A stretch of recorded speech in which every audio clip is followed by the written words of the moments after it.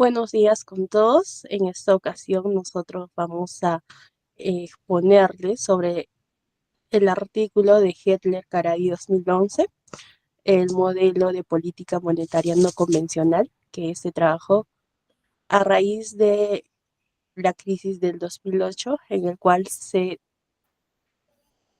tuvo una política monetaria no convencional, que quiere decir que el Banco Central inyectó directamente dinero a la economía y que pues esta se diferencia de la política convencional por el hecho de que una política convencional lo que quiere decir es que si sube o baja la tasa de referencia, más no inyecta directamente.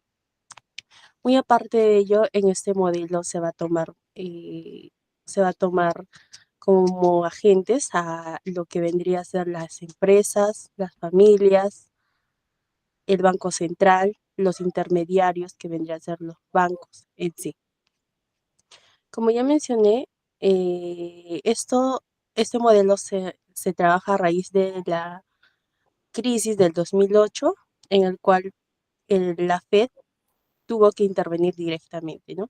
Este modelo DSG tiene intermediarios financieros como son los bancos, pero estos bancos tienen restricciones en el balance. ¿Qué quiere decir? Que pues los bancos también tienen deuda y también tienen activos. Entonces, este vendría a ser su restricción. Además de ello, siguiente diapositiva, por favor. Además de ello, vamos a evaluar el efecto del Banco Central usando su política monetaria no convencional, como ya lo he mencionado. También vamos a interpretar la política no convencional, que vendría a ser la expansión de la intermediación en el Banco Central. Y aquí vamos a marcar la característica más importante, es por el hecho de que el Banco Central es menos eficiente claramente que los bancos privados, porque el Banco Central no se va a emitir dinero, sí, va a emitir préstamos para este entonces, pero este no lo va, no tiene como la misma capacidad que tienen los bancos normales, porque el Banco Central no va a mirar el historial crediticio, el riesgo que se emite, ¿no? A diferencia de los mismos bancos que sí lo hacen, ¿no? Y otro motivo también es que el Banco Central no tiene límite en su balance por el hecho de que este sí tiene la oportunidad de emitir dinero. Siguiente diapositiva. Y como ya les mencioné, este va a ser un análisis relacionado a la crisis del 2008 y como, como ya los mencioné, mis compañeros más adelante les van a explicar sobre los modelos y el show en sí. Siguiente diapositiva.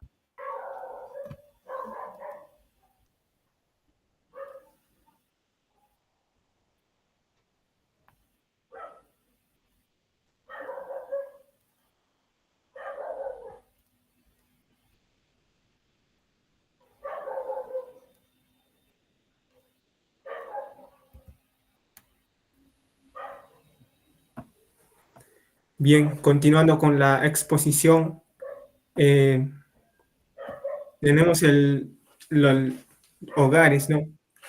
En este modelo económico, los hogares cumplen un rol muy importante porque son el motor de la economía real. Los hogares están compuestos por trabajadores y banqueros. Los trabajadores ofrecen su fuerza laboral a las empresas. ¿A cambio de qué? De un salario. Y los banqueros, que también forman parte del hogar, se dedican a administrar recursos financieros. El objetivo principal del hogar es maximizar su bienestar con el paso del tiempo. Para lograrlo deben decidir cuánto se va a consumir hoy y cuánto se va a guardar para el futuro, que sería el ahorro. Cuánto tiempo dedicarán al trabajo que cansa pero da ingresos y cuánto descanso u ocio. Pero no pueden hacer todo lo que quieran sin límites. Tienen que tienen una restricción presupuestaria, es decir, no pueden gastar más de lo que ganan. Estas restricciones pueden incluir lo que ganan con el trabajo, los impuestos que pagan al gobierno y el ahorro que puede estar en forma de depósitos en bancos, ¿no? Eso sería. Paso la voz a mi compañero.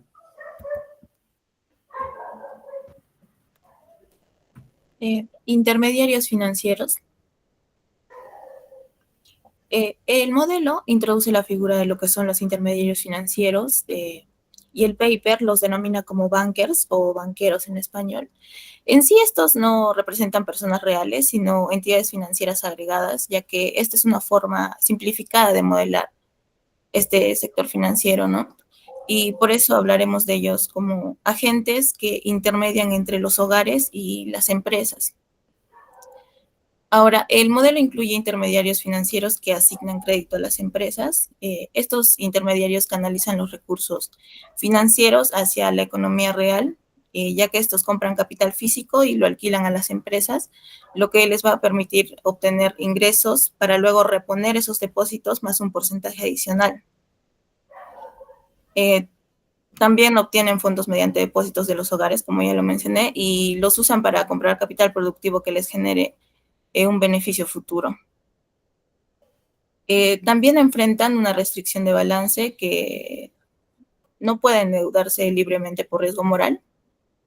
Y es aquí donde aparece una de las fricciones claves del modelo, que es cómo los intermediarios podrían actuar en su propio beneficio. Y por ello los hogares no les permiten endeudarse sin límites a estas entidades financieras. Y esta restricción de balance impide que capten más depósitos de los que pueden respaldar con su propio capital.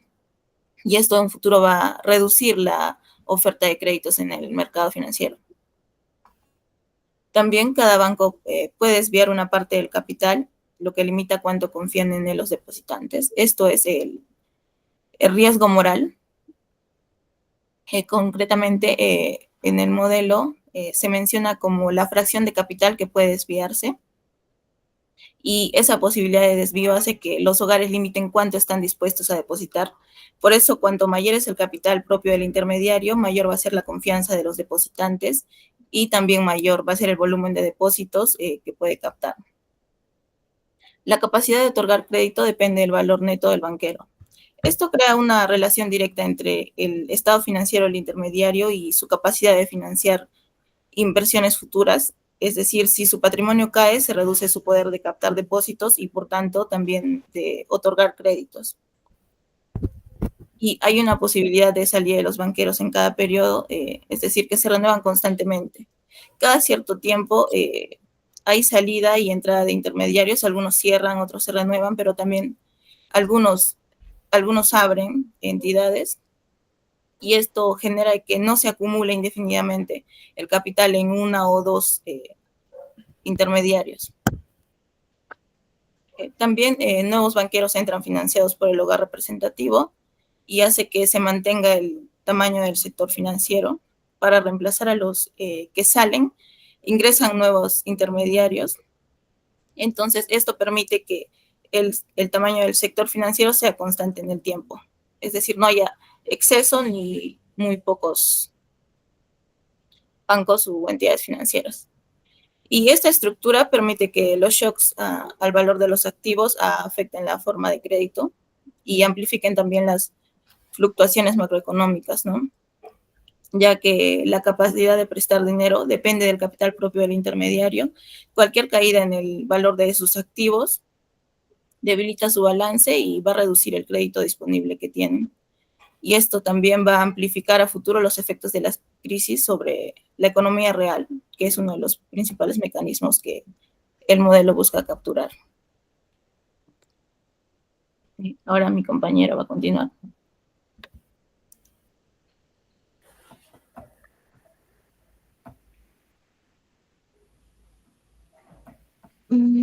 Bueno, continuando con la exposición.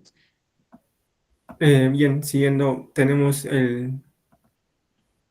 la política crediticia, que es parte del modelo que trata sobre el rol del Banco Central, especialmente en momentos de crisis.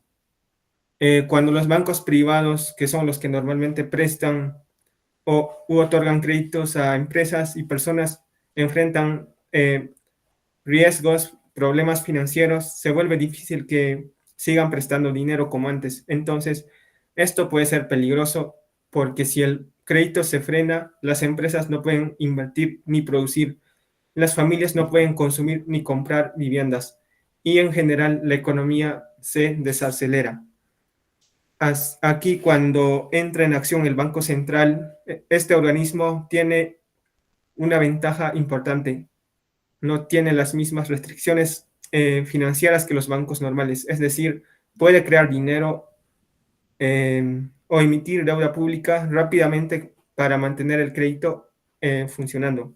Entonces, el Banco Central actúa como intermediario directo, compra activos, da créditos o inyecta liquidez al sistema, aunque no lo hace de forma o aunque no lo hace eficientemente como el sector privado sí lo hace. Su intervención es muy importante para evitar que toda la economía colapse. Siguiente. Ahora tenemos empresas de bienes intermedios. Estas empresas son productoras de insumos, no fabrican bienes que compramos directamente como consumidores, sino que fabrican productos que otras empresas usan para terminar el bien final. Ejemplos en la vida real podrían ser una fábrica de acero que luego se usa para hacer autos, una empresa que produce componentes electrónicos que luego van en celulares o computadoras. Para poder producir necesitan dos cosas que son capital físico, o sea, maquinarias, edificios, tecnología, capital humano, empleados que operan y gestionan todo. ¿Y cómo consiguen ese capital? Lo financian a través de préstamos de los intermediarios financieros, es decir, los bancos.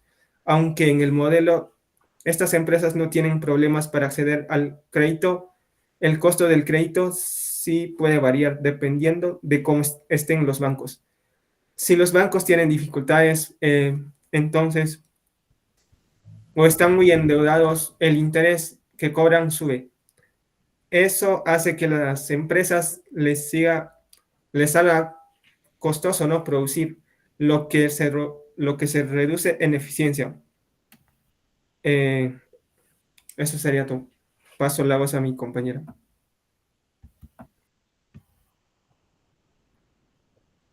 Las empresas productoras de capital. Estas empresas se dedican a crear nuevo capital físico, como máquinas o edificios, también a arreglar el capital que ya se ha dañado. En el modelo económico se dice que hay costos de ajuste, lo que quiere decir que si una empresa quiere invertir de golpe, le va a costar más. El precio de capital nuevo va a depender de cuánto se está invirtiendo y de esos costos por hacer cambios rápidos. Al final, estas empresas van a buscar ganar lo máximo posible y las ganancias se les entregan a los hogares, porque los hogares son sus dueños. Siguiente diapositiva. Empresas minoristas. Estas empresas venden productos terminados, pero estos productos se hacen con bienes intermedios, como una fábrica de galletas que usa harina, azúcar, etc.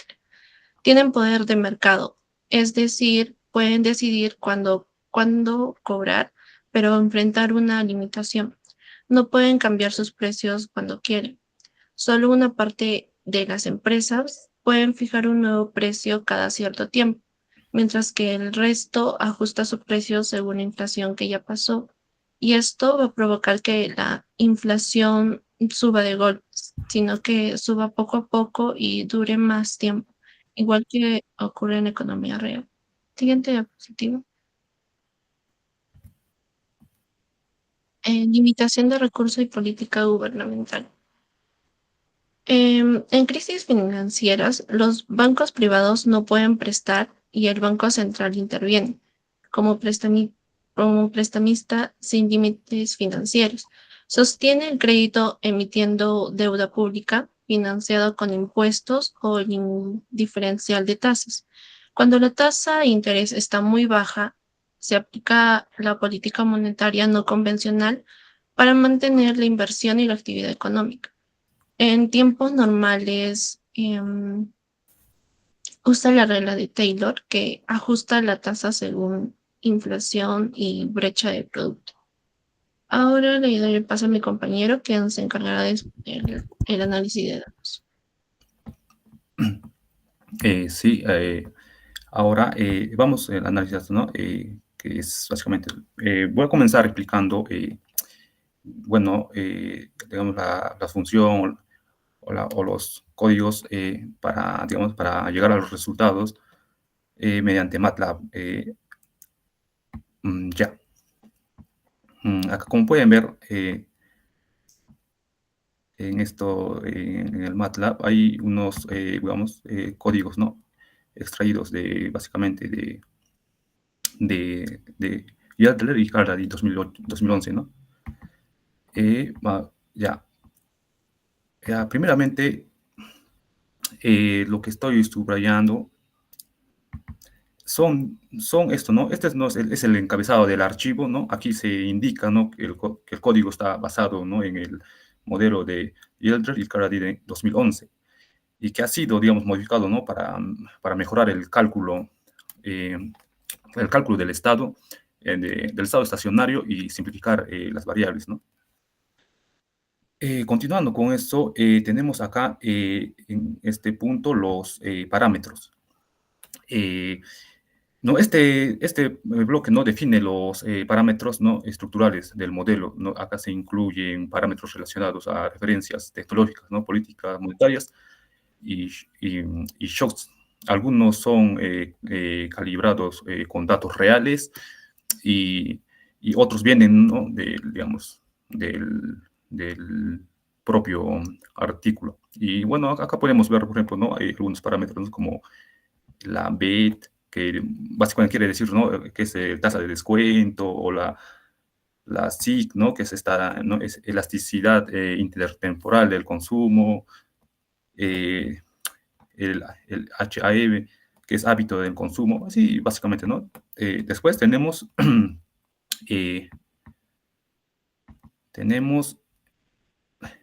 las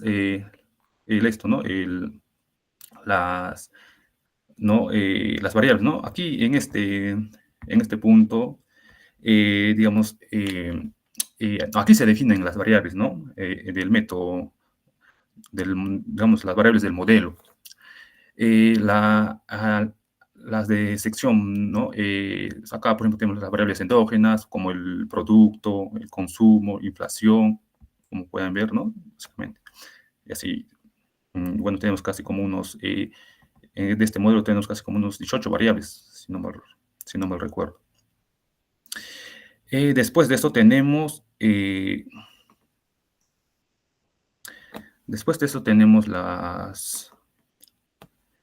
en este bloque, a ver.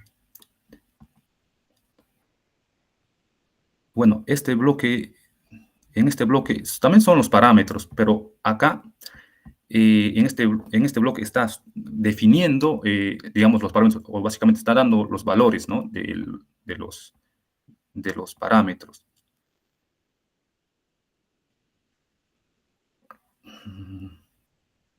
Ya. Después tenemos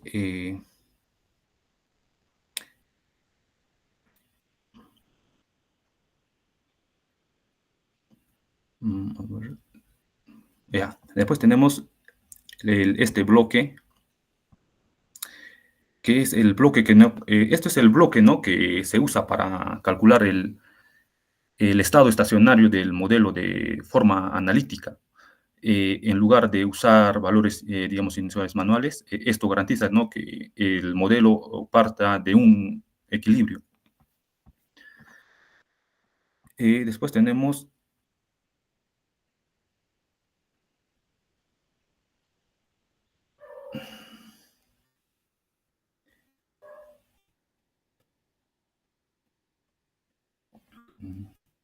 ya, acá tenemos ¿no? Este es el bloque de los modelos. En este bloque contiene, ¿no? Las ecuaciones del modelo. ¿no? Acá se incluyen ecuaciones de hogares, de los bancos, de las empresas y de las políticas monetarias, ¿no? Aquí es donde se define, ¿no?, cómo interactúan las variables del modelo.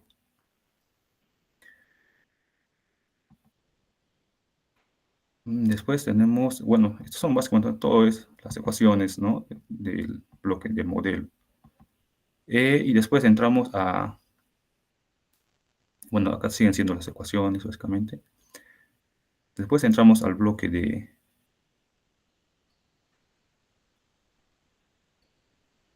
siguen siendo, aquí están, hasta, bueno, tenemos casi, bueno, por ejemplo, vemos que tenemos 35 ecuaciones, básicamente. Ahora entramos al bloque del,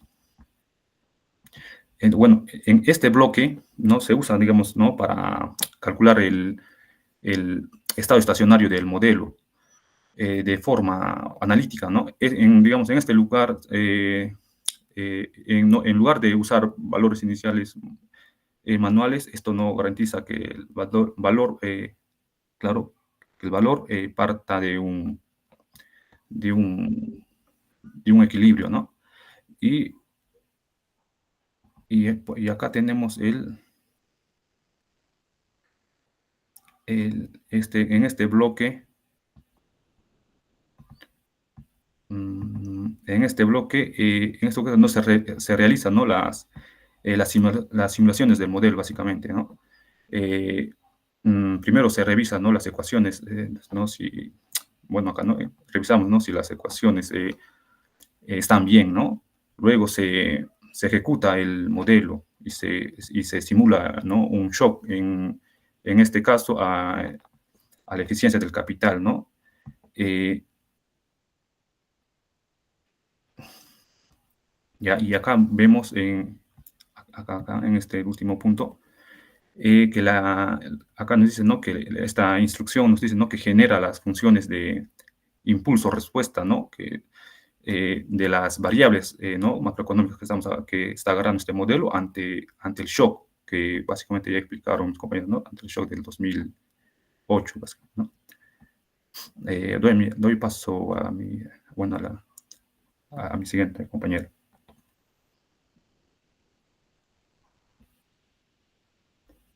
Continuando con la explicación de los datos del modelo, yo les voy a explicar el rol de los agentes en el modelo de Hettler y Karady, para que ustedes puedan comprender mejor. Y voy a rememorar un poco de lo que ya se ha dicho previamente. Tenemos a los hogares o households. Los hogares en el modelo DSGE de Hettler-Karady son agentes representativos que ofrecen trabajos a las firmas productoras a cambio de salario real. Consumen bienes producidos por firmas finales, ahorran en activos financieros como bonos emitidos por los bancos. Su comportamiento se modela mediante maximización de la utilidad intertemporal basada en el consumo y el ocio. Decisiones sujetas a una restricción presupuestaria que incluyen el ingreso laboral, el retorno sobre bonos financieros, bonos libres de riesgo emitidos por los bancos y los impuestos o transferencias del gobierno. Matemáticamente se definen como una función de utilidad. Ahora vamos con los bancos, que son los intermediarios financieros o bankers. Los bancos o intermediarios financieros son un bloque central del modelo. Cumplen la función de recibir depósitos de los hogares e intermediar créditos hacia las firmas productoras, invirtiendo en capital productivo. Pero no pueden hacerlo sin restricciones, porque entran en juego las fricciones financieras. Eso quiere decir que su capacidad para endeudarse está limitada por un valor neto, net worth, lo que genera un problema de agencia, riesgo moral. Si un banco puede apropiarse de los fondos ajenos, los prestamistas solo financian una fracción del valor del activo. Esto genera una recesión de apalancamiento. Los bancos entonces maximizan su valor esperado descontando, pero están sujetos a esta fricción, lo que amplifica los efectos de los shocks. Ahora voy a explicar a los productores de bienes finales o final goods producers. Estos agentes demandan trabajo y capital físico para producir un bien homogéneo y consumible. Están sujetos a competencia monopolística y rigidez nominal de precios. Esto no puede cambiar sus precios cada cada periodo libremente, siguen una regla de Calvo, donde solo una fracción aleatoria de las firmas puede ajustar su precio en cada tiempo y maximizar su beneficio en temporal dadas las restricciones de precios. Ahora vamos para las firmas de inversión o Capital Goods Producers. Este bloque de agentes se encarga de acumular y producir capital físico. Venden el capital a las firmas productoras. Enfrentan costos de ajuste de inversión, lo que implica que la inversión cambie bruscamente ante cualquier shock. Esto produce rigidez en la dinámica del capital. En el modelo, la inversión no responde uno a uno al precio de capital, sino que se ajusta gradualmente, lo que produce patrones realistas de inversión. Ahora, el último, gobierno y Banco Central, Policy Block. En este bloque introduce a política fiscal, gasto público fijo o exógeno, denotado como GT. Política monetaria vía una regla de Taylor. El Banco Central no optimiza, simplemente responde a una regla automática a los movimientos de inflación y producto. Siguiente diapositiva, por favor.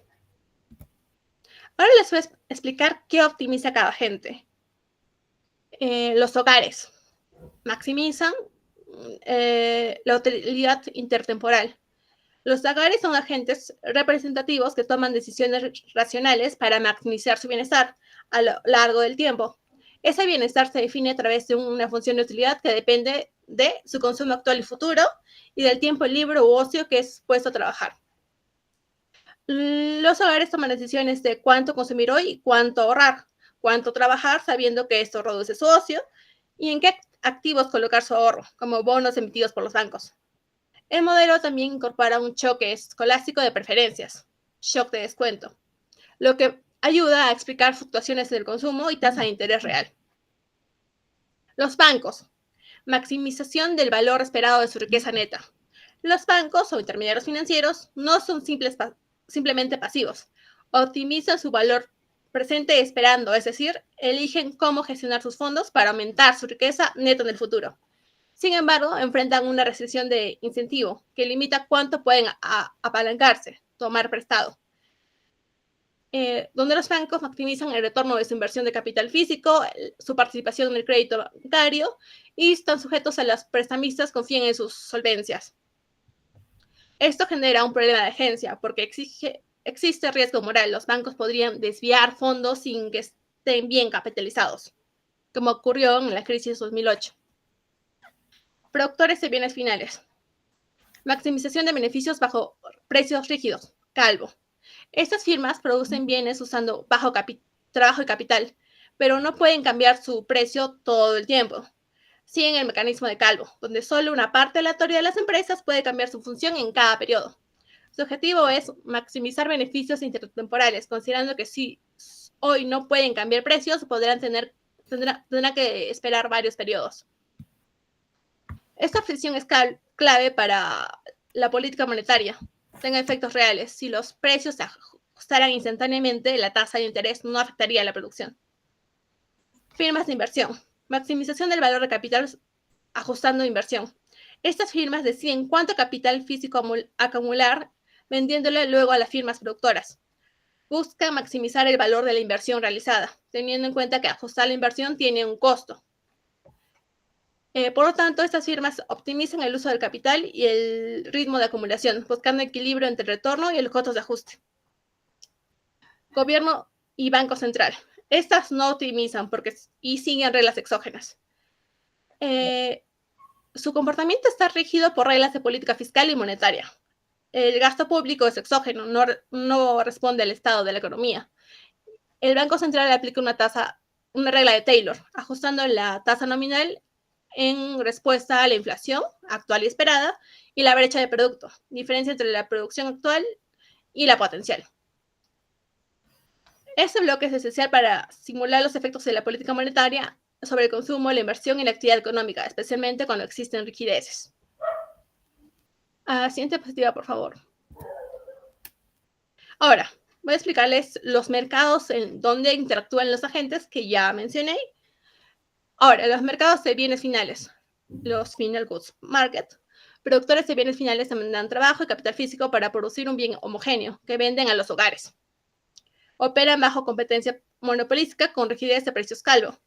Los hogares consumen estos bienes y las firmas de inversión también los utilizan para producir capital. Y ahora les voy a explicar el mercado de trabajo, el labor market.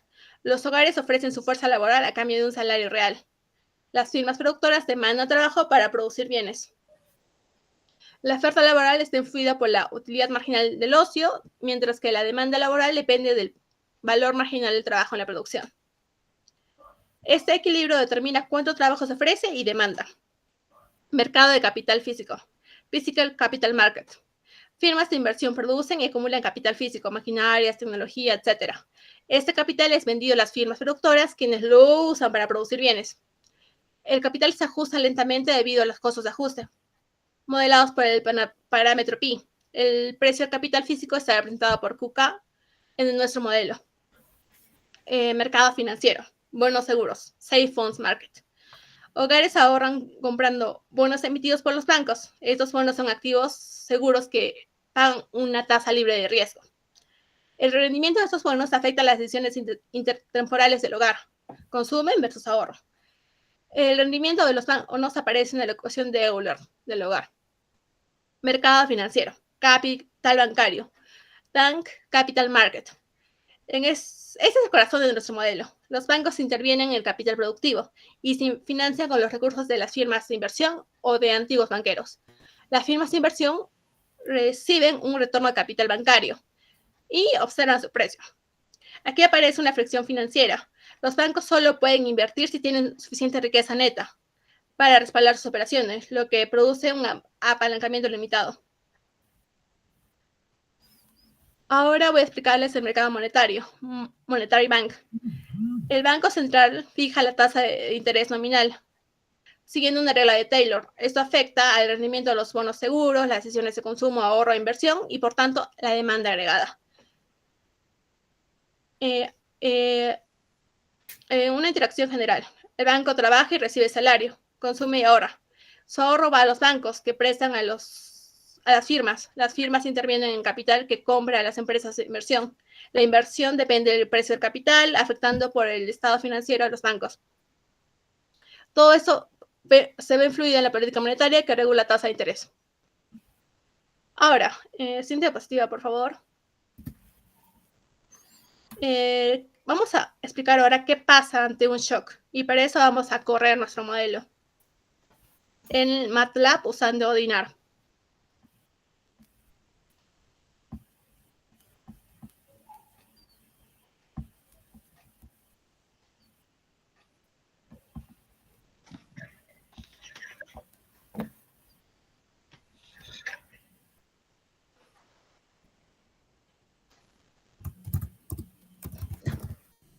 Bueno, comenzando. Vamos a analizar un tipo específico de shock. El modelo simula la dinámica de la economía ante un shock negativo a la calidad de capital, denotado como EXK en nuestro modelo. Este shock representa situaciones como una crisis inmobiliaria, como la de 2008, un desplome de valor de activos y un deterioro de la productividad del capital. ¿Y qué es la calidad de capital? La variable EXK afecta a ZT, un multiplicador que determina el valor futuro del capital. Cuando la calidad del capital baja, eso significa que el capital que posee los bancos ahora vale menos o produce menos de retorno.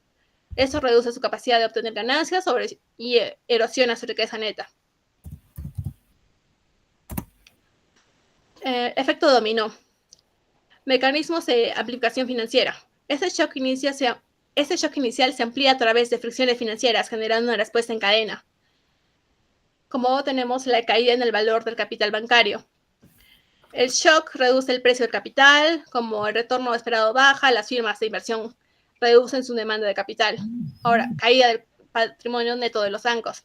Menor retorno es igual a menor ingreso por los bancos. Su riqueza neta se erosiona y, por tanto, disminuye el apalancamiento permitido.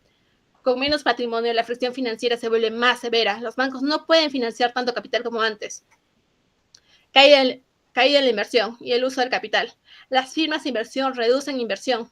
Las firmas productoras utilizan menos capital, reduciendo su producción, caída en el producto. Menor capital y trabajo, por tanto, menor producción. Se contrae la economía. Reacción de la política monetaria. El Banco Central reduce la tasa de interés nominal, siguiendo la regla de Taylor, para estimular la economía. Entonces, en nuestras variables, el Y, el producto, baja, menor inversión y empleo. La inversión cae fuertemente, caída del crédito bancario. El consumo baja, los hogares son más precavidos. El capital baja lentamente, inercia por costos de ajuste. El trabajo baja, menor producción requiere menos empleo. Precio de capital cae, menor demanda de activos. Retorno de capital sube, capital más escaso. Apalancamiento baja, restricciones más severas. Riqueza bancaria cae fuerte, menos ingresos financieros. Valores marginales suben. Activos son más valiosos cuando escasean. Tasa nominal baja. Respuesta de política monetaria. Inflación leve baja. Menor demanda agregada. Markup sube. Precios rígidos. Caída de costos reales. Este modelo explica cómo un shock aparentemente limitado, como una caída en la calidad del capital, puede provocar una reacción en cadena que reduce drásticamente la inversión, el crédito y producto, amplificado por la fragilidad del sistema financiero. La política monetaria puede amortiguar el golpe, pero no lo limita por completo debido a la rigidez de precios y restricción bancarias. Ahora le voy a dar paso a mi compañero que les va a explicar mejor cómo funciona el modelo con las gráficas.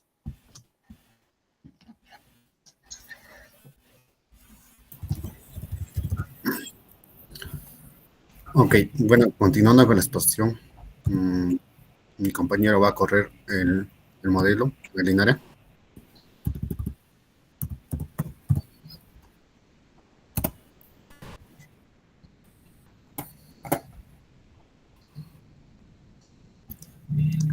Ya, bueno, tenemos los resultados en los siguientes gráficos. Pon la pantalla completa. El anterior gráfico. Ya, bueno, ahí tenemos los resultados de la investigación que se realizó del modelo no convencional.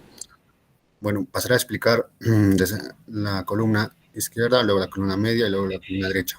De la parte superior izquierda hasta la parte de. Bueno, comienzo explicando que en la parte de las abscisas tenemos los periodos y en la parte de las ordenadas tenemos los porcentajes. Bueno, el primer gráfico que tenemos es el símbolo EXK, que hace referencia a la eficiencia de capital. El resultado muestra que aproximadamente tuvo una caída inicial aproximadamente del menos 6%. Y persistió este valor negativo alrededor de 25 periodos, periodo el cual ya se recuperó. Es decir, que el shock generado ha hecho que la eficiencia de capital tenga una caída fuerte y un periodo de recuperación muy largo. Luego, el segundo gráfico tenemos el símbolo de Y, que hace referencia al producto agregado o a la producción. También, al igual que la eficiencia de capital, tuvo una caída aproximadamente de menos 7%, alrededor de 5 periodos, y tuvo una recuperación gradual, volviendo al estado estacionario alrededor de 25 periodos. Bueno, en el tercer gráfico tenemos el símbolo K, que hace el estado de capital, o más conocido como capital. Al igual que los anteriores variables, tuvo una caída del menos 15% por alrededor de 15 periodos, y para recuperarse tuvo que pasar más o menos más de 40 periodos, lo que hace que el capital es una variable muy sensible al shock. Luego tenemos la variable, el símbolo R, que hace referencia a la tasa de interés real. Al igual que la anterior, tuvo una caída un poco menor de 0.4% en 5 periodos. Su recuperación fue gradual hasta llegar al estacionario. Luego tenemos el símbolo C, que hace referencia al consumo, que tuvo una caída también más o menos del menos 4% por alrededor de 10 periodos, y tuvo una recuperación muy lenta en alrededor aproximadamente de 30 periodos para volver al estado estacionario, al estado inicial donde se encontraba antes de la crisis. Esto debido a que los hogares, frente a un shock, a una crisis financiera, tuvieron que disminuir su consumo, y todo ello por el efecto multiplicador hizo que la producción y las demás variables tuvieran que disminuir. Luego tenemos el símbolo L, que hace referencia al trabajo.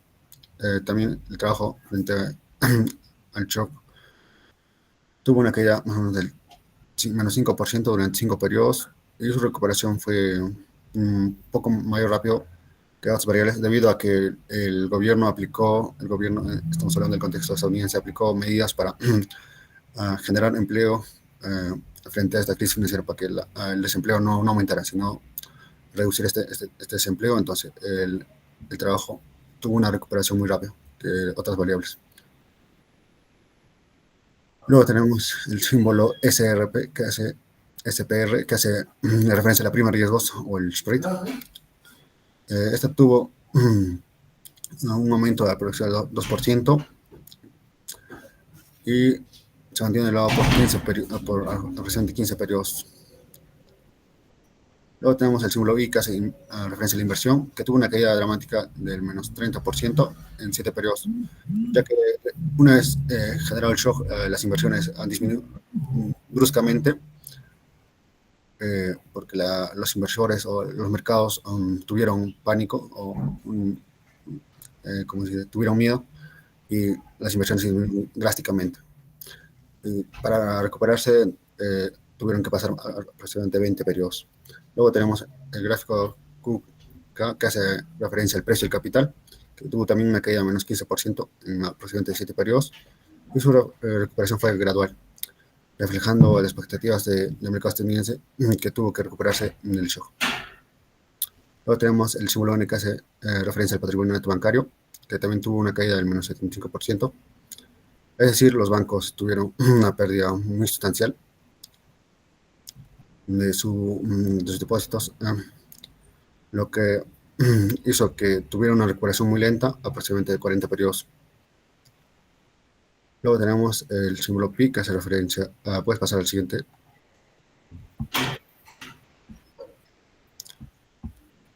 Luego sí, como mencioné, tenemos el símbolo Pi, que hace referencia a la inflación.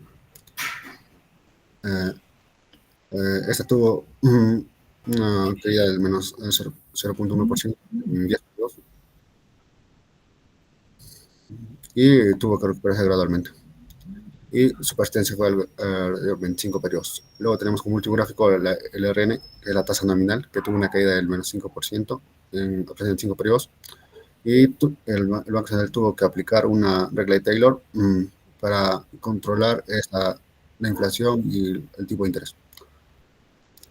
Y bueno, puedes ubicarte en la parte de conclusión. Llega el documento o el análisis de esta investigación llega a la conclusión de que, si bien existen fricciones en el sistema bancario frente a los shocks, y estos se amplifican porque la política monetaria convencional, como mencionan mis compañeros, tienen limitaciones, es decir, los bancos sufren limitaciones de balance, lo cual no les permite enfrentar de una mejor manera las crisis. Por ello, las políticas que hace el Banco Central como institución, y no mediante intermediarios financieros, han mostrado que puede atenuar o reducir los spreads y los efectos del shock. O sea, es decir, que pueden disminuir significativamente los efectos que pueda tener el shock en el mercado. Es decir, esta política no convencional resulta eficaz y un poco positiva para enfrentar las crisis financieras. Bueno, esa es toda la explicación. Muchas gracias.